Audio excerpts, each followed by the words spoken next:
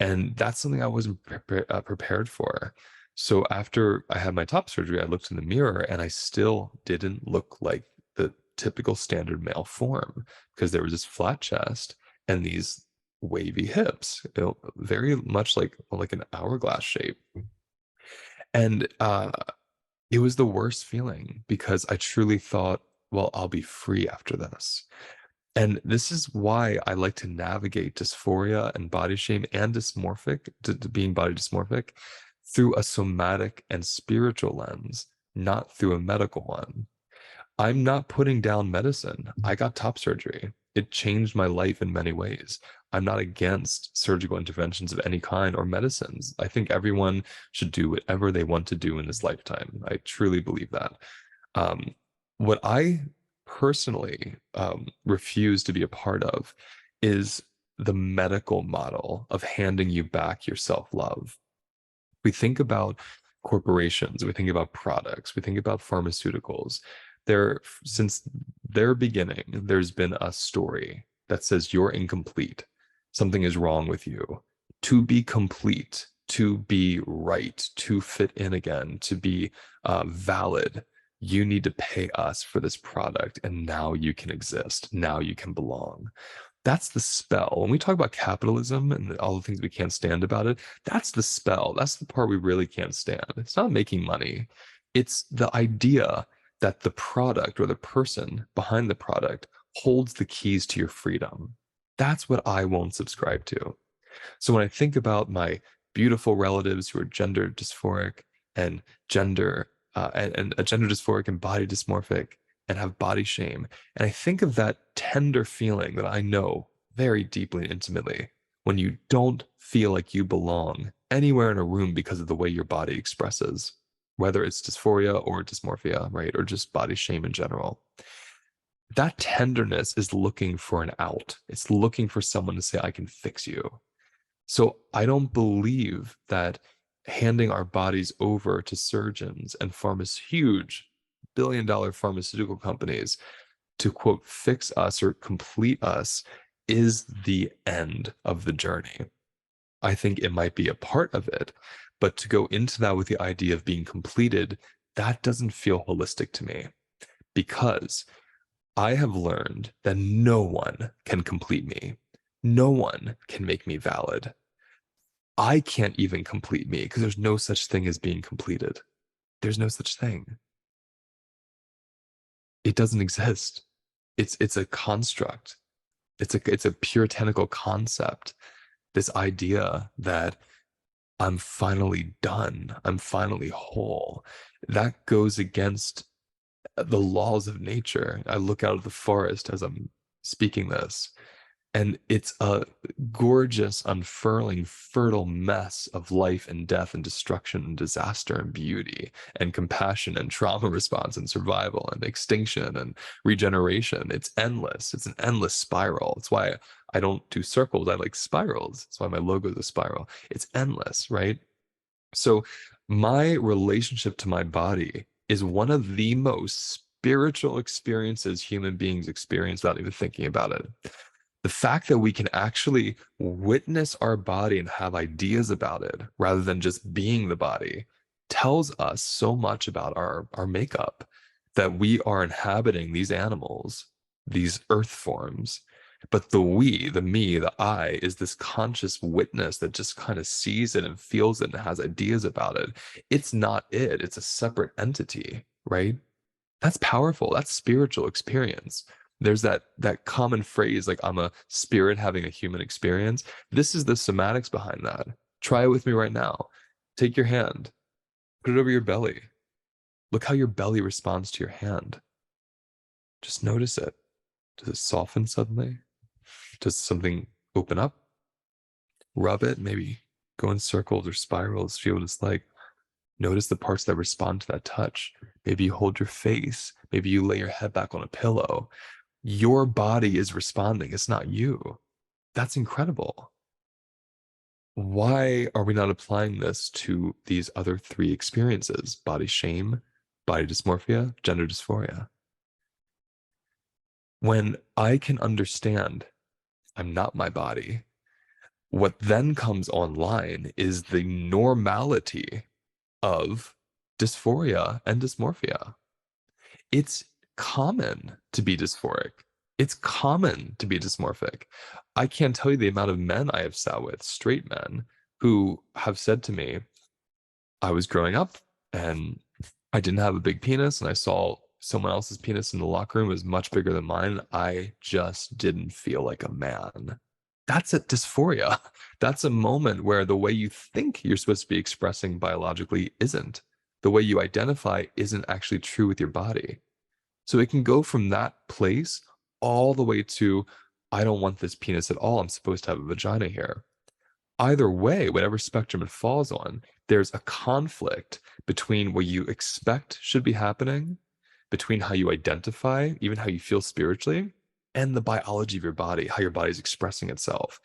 That conflict is the one that I love teaching people how to be with. When we go right to surgery and hormones, we bypass the conflict. So I'm not saying don't get surgery. If you need to get gender affirming surgery, get gender affirming surgery. You'll decide, you'll feel into that. What I'm saying is, in addition, be with the conflict between spirit, between identity and body, because it won't go away. One thing plastic surgery teaches us, lots of people that have gotten it, is the fixation doesn't get fixed with the surgery. This goes back to what I was saying. You can't be completed by a surgeon. Medicine won't complete you. Surgery and medicine will shift something. It will soften the experience. It will soothe it. It will take like the hard edges away from your experience. Yet, the actual healing, the way to move through this is, how do I befriend the body I'm in instead of dominating it, instead of hating it? When you have body shame, whether it comes from dysmorphia or dysphoria, there's going to be a bit of a hatred and domination you're going to have with parts of your body. I dominated my chest. I paid $10,000 to have someone remove the breast tissue in my chest. It was an extremely painful procedure. And it's what I needed to do at the time. I didn't know another way. Because I did that and then took 10 more years to actually learn how to befriend my body, I've learned this nuance of, if I'm just orienting to my identity, whether it's my body should have more muscle, my body should have different sex organs, my body should be thinner, whatever that is, that's a dissociation from where my body actually is. So if I go on diet pills, if I get gastric bypass surgery and suddenly I lose like 60 pounds, I'm still not necessarily grounded in this new body. I might still be dissociated. I might still be identifying, or I should say, orienting toward the identity and trying to physically sculpt to make my body look like the identity without actually coming down to earth and feeling where my body is right now.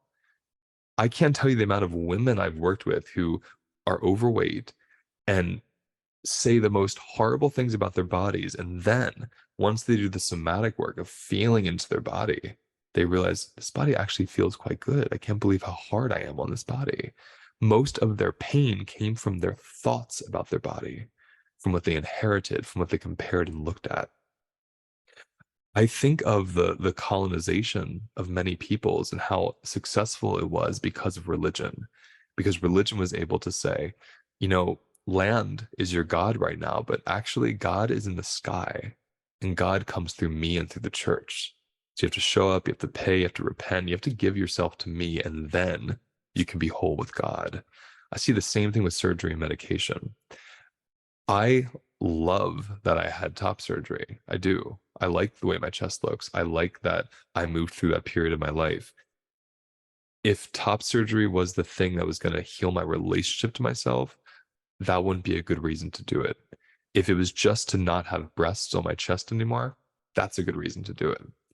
So I'm giving you all these different examples so we can see there's a very big difference between getting rid of something and actually relating to something.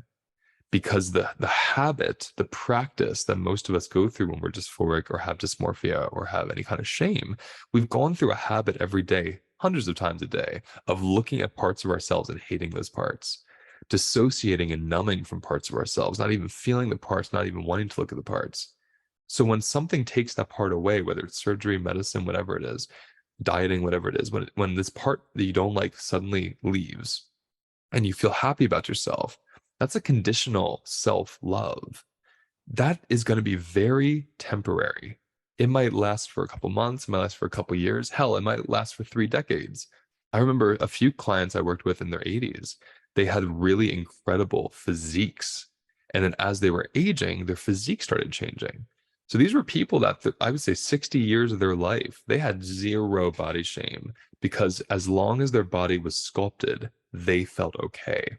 As they started losing their muscle mass, as things started transforming, even people that got really sick and became sedentary and had to gain some weight or couldn't move their knees the same way anymore, they started hating themselves. They started being unable to sleep at night. They started having extreme anxiety and panic and disconnection from their body and their spirit. This work is not just for people who are trans or questioning or dysmorphic or anorexic or bulimic, any of that. This work is for anyone in a body because our bodies are not fixed states. They change all the time. They change as we age. They change as we get sick. They change with our hormones. They change based on what we ate. They are changing. They're shape shifting bodies. They shapeshift. The word was just shapeshifting through my lips. It's important for me to teach it this way because when any institution or person tells you, I have the way to your freedom, it's important to always pause and question that. Can someone really free me? Can someone really make me whole? Can an outside source really tell me that I don't have the agency to access my own love or power, that I need to go through them, that I need to buy something, that I need to repent, that I need to go somewhere to get that? I don't believe so. So let's try this together. Let's try this somatic practice now around being with these bodies as they change. This is going to require everyone to grab a pillow because first you want to have some comfort and capacity and support as we move into parts of our body we don't like. So grab a pillow, sit up or lie down, whatever feels more supportive, and just put the pillow over your belly. With your hands, just give it a little pressure and sit with it. And first, to see how your body responds to just being supported by this pillow. What does it do? Feel free to pause this if you need time to sit with that.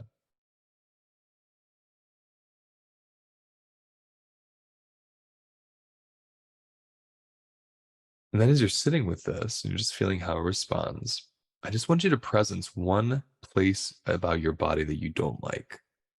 Now, there might be a lot for some of you, there might be very little for some of you. So just one thing you don't like about your body, and don't worry about being judgmental, just find that one place. If you like everything about your body, think of the one fear you have about your body. Like if it's gaining weight, losing muscle mass, not being able to walk, whatever it is about your body. Let's just pause and notice that.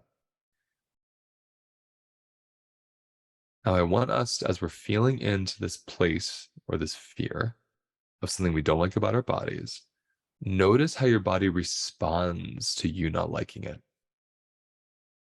Like how that part feels in response to you saying there's something wrong with this. Just notice the sensations there. These sensations that are arising, these are the ways your body communicates with you. This is how our body feels about how we feel about our bodies. When I say, that nose is too big, ooh, the way the muscles constrict, the way the body braces, the shame that certain body parts can feel just from our judgment. I want us to presence those first so we can actually feel the somatic experience of self-judgment, of self-shame, of self-hatred, of parts of us. And just feel that, okay? Take your time. And we're not trying to make ourselves feel bad. We're just trying to witness what my body goes through from my judgment.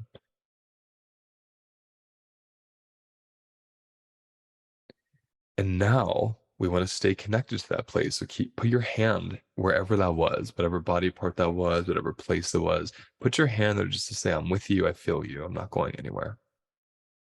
And then at the same time, find a place in your body that you like.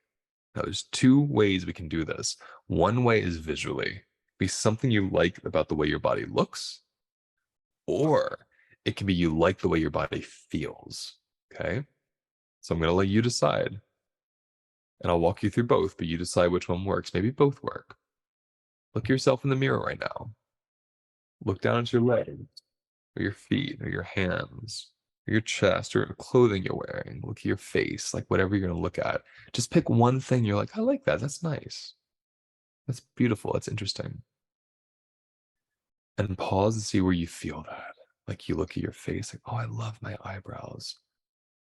How does your body feel when you say you love your eyebrows? Just pause and notice that.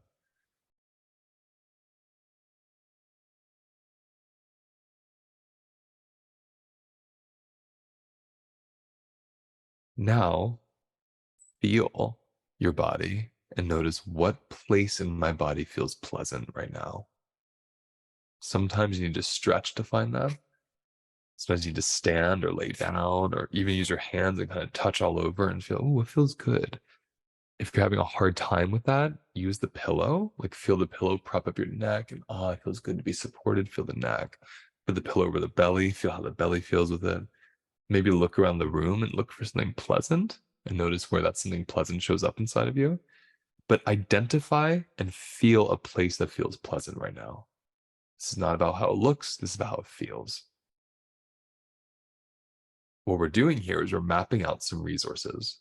We're finding how the part of my body I don't like, how it holds that charge, that pain of me not liking it.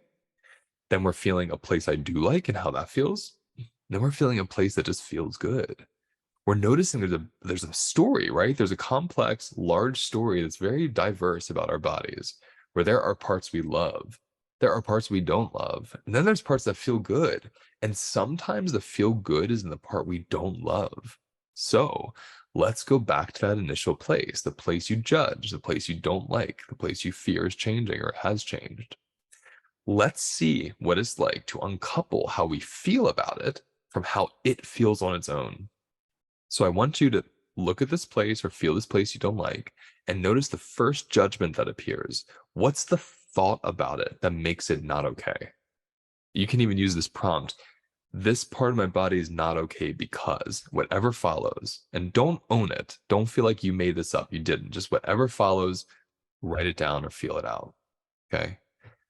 Feel that. So I'll say mine, like, oh, these hips, they shouldn't be so big. They shouldn't be so big. And I feel my lower belly constrict. Okay. Now, yes, without the thought, how do my hips just feel right now? Without even thinking about them as hips, how does that place in my body just feel? As I sit here, it's like I feel held by the chair. There's no pain in them. My stomach muscles start to relax. They start to relax. They actually feel really neutral and quite good. See if you can practice the difference between the place you judge and how the place you judge feels without your judgment, right? So you found this place, maybe multiple places, we're just using one right now, and you notice how I feel about this place when I judge it. I should say, when I judge this place, how it feels. Okay, what's the response there? When I just feel the place without the judgment, what is it like? This is what we call overcouplings. Most of our body shame and our dysphoria and our dysmorphia, they emerge from overcouplings, which means I have a negative, traumatic, painful association with this part of me, right?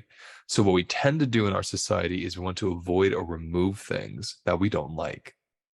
Again, this is not a plea to not do that, but I want to give you the whole picture of what's happening in your body, and then you can decide how to navigate this yourself. If I can be aware of my overcouplings, I have direct access to what makes me suffer. When I remove the place that has the overcoupling, I remove the reminder, the overcoupling still lives in me. My breasts told me a story that I'm not a real man, that I'm not lovable, that I'm ugly, right?